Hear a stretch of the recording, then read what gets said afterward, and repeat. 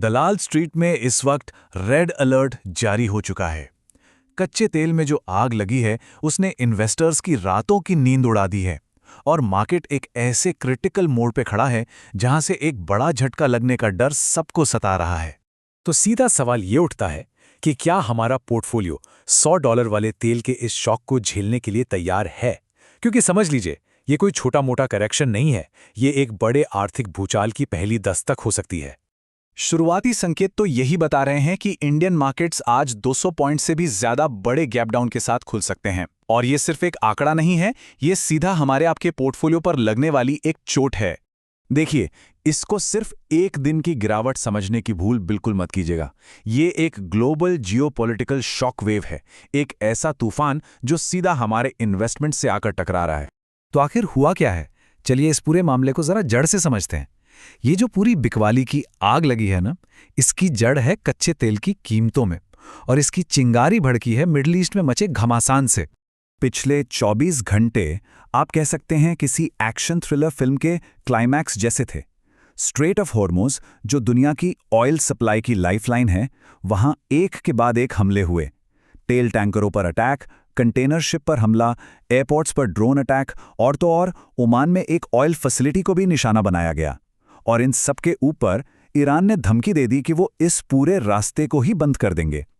बस इसी खबर ने आग में घी डालने का काम किया। और इसका नतीजा आपके सामने है। सिर्फ एक रात में ब्रेंट क्रूड सीधा 8.5% ऊपर भागा और उसने $100 प्रति बैरल के उस साइकोलॉजिकल लेवल को तोड़ दिया जिससे पूरी दुनिया डर रही थी। ये मार्केट के लिए एक बहुत बहुत बड़ा रेड सिग्नल है। और सबसे हैरानी की बात तो ये है कि मार्केट को शांत करने के लिए IEA यानी इंटरनेशनल एनर्जी एजेंसी ने अपने इमरजेंसी रिजर्व से पता कितना 400 मिलियन बैरल तेल बाजार में डाल दिया, लेकिन मार्केट पर इसका कोई असर नहीं हुआ। वो टस से मस नहीं हुआ। तो आप सोच सकते हैं कि सप्लाई रुकने का डर कितना ज्यादा गहरा है। चलिए अब ये समझते हैं कि मिडिल ईस्ट में लगी ये आग हमारे इंडियन मार्केट्स तक कैसे पहुंच रही है। इससे आप एक डोमिनो इफेक्ट की तरह समझिए। एक टाइल गिरती है और फिर लाइन से सब गिरने लगती हैं। ये पूरा चेन रिएक्शन काम कैसे करता है? बहुत सिंपल है। देखिए, सबसे पहले तेल महंगा हुआ। इससे क्या होगा? महंगाई बढ़ेगी। जब महंगाई बढ़ेगी तो कंपनियों की लागत बढ़ेगी, जिससे उनका मुनाफा कम हो जाएगा। अब इस महंगाई को कंट्रोल करने के लिए RBI क्या करेगा? वो शायद ब्याज दरें बढ़ा देगा। और जब ये सब एक साथ होता है तो मार्केट की वैल्यूएशन गिर जाती है, जिसे हम कहते हैं मार्केट की डी रेटिंग। तो इस पूरे खेल में विनर कौन है और लूजर कौन? देखिए, हिसाब बिल्कुल सीधा है। जिन सेक्टर्स का बिजनेस सीधा सीधा कच्चे तेल पर निर्भर है, जैसे कि एयरलाइंस, पेंट कंपनियां, ऑटो कंपनियां, इन पर सबसे बुरी मार पड़ेगी। लेकिन दूसरी तरफ जो ऑयल एंड गैस प्रोड्यूसर्स हैं, जो खुद तेल निकालते और बेचते हैं, उनके लिए तो ये एक तरह से अच्छी खबर है। उनकी कमाई बढ़ सकती है। और इस गिरावट के पीछे ना मार्केट में एक बड़ी खींचतान चल रही है। एक तरफ है FIIs यानी फॉरेन इंस्टीट्यूशनल इन्वेस्टर्स, जिन्हें अक्सर स्मार्ट मनी कहा जाता है। उन्होंने 7,500 करोड़ से ज्यादा की बिकवाली की है। और दूसरी तरफ है हमारे DIIs यानी डोमेस्टिक इंस्टीट्यूशनल इन्वेस्टर्स, जो लगभग 7,500 करोड़ की खरीदारी करके मार्केट को संभालने की पूरी कोशिश कर रहे हैं। और एक बात पर ध्यान देना बहुत जरूरी है। FIIs की ये जो सेलिंग है ना, ये कोई एक दिन का पैनिक रिएक्शन नहीं है।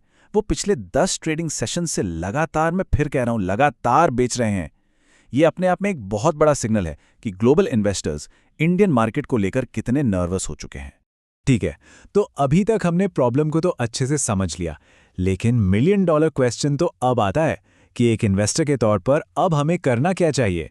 तो चलिए अब स्ट्रैटेजी पर बात करते हैं। यहां से मार्केट के लिए 2 रास्ते खुलते हैं। पहला है बेयर केस यानी मंदी का सिनेरियो। अगर ये जियोपॉलिटिकल टेंशन और बढ़ी तो क्रूड ऑयल $120 तक भी जा सकता है, FIIs की सेलिंग और तेज हो जाएगी और मार्केट अपने इंपॉर्टेंट सपोर्ट लेवल्स को तोड़ देगा। और दूसरा है बुल केस यानी तेजी का सिनेरियो। अगर डिप्लोमेसी काम कर गई, बातचीत से मामला सुलझ गया, तो तेल की कीमतें स्टेबल हो जाएंगी और DIIs की बाइंग मार्केट को एक अच्छा सपोर्ट दे देगी। तो वो कौन से की ट्रिगर्स हैं जिन पर हमें अपनी नजरें गड़ाए रखनी हैं? सबसे पहले ब्रेंट क्रूड का $100 का लेवल। दूसरा, इंडिया विक्स, जिसे फियर इंडेक्स भी कहते हैं। अगर ये 27 के ऊपर जाता है तो समझ लीजिए खतरे की घंटी है। तीसरा, रोज के FII और DII के आंकड़े।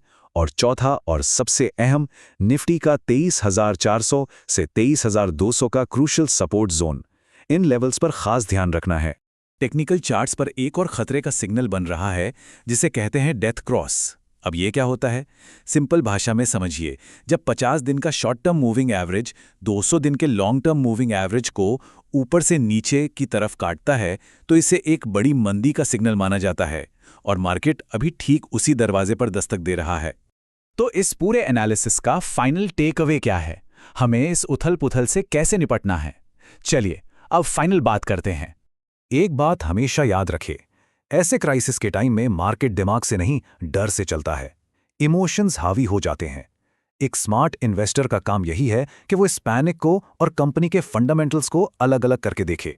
वॉरेन बफे की एक बहुत मशहूर कहावत है, शेयर मार्केट एक ऐसी डिवाइस है जो इम्पेशेंट लोगों से पैसा लेके पेशेंट लोगों को ट्रांसफर करती है, और आज के माहौल में ये बात 100% फिट बैठती है। चलिए अब बारी आपकी। आपको क्या लगता है, मार्केट यहां से कहां जाएगा? क्या बुल्स हावी होंगे या बेयर्स? आपकी जो भी राय है नीचे कमेंट्स में लिखकर जरूर बताइए। अगर आपको इस डीप डाइव एनालिसिस से वैल्यू मिली हो तो इस कोशिश को एक लाइक जरूर दीजिएगा और आगे भी ऐसे ही क्लियर एनालिसिस के लिए चैनल को सब्सक्राइब करना मत भूलिएगा। और हाँ, इसे अपने उन इन्वेस्टर दोस्तों के साथ भी शेयर कीजिए जो मार्केट की इस गिरावट से थोड़ा परेशान हैं। और आखिर में एक जरूरी डिस्क्लेमर, ये सारी जानकारी सिर्फ और सिर्फ एजुकेशनल पर्पस के लिए है। कोई भी इन्वेस्टमेंट डिसीजन लेने से पहले प्लीज अपने फाइनेंशियल एडवाइजर से कंसल्ट जरूर करें। जुड़ने के लिए बहुत बहुत शुक्रिया।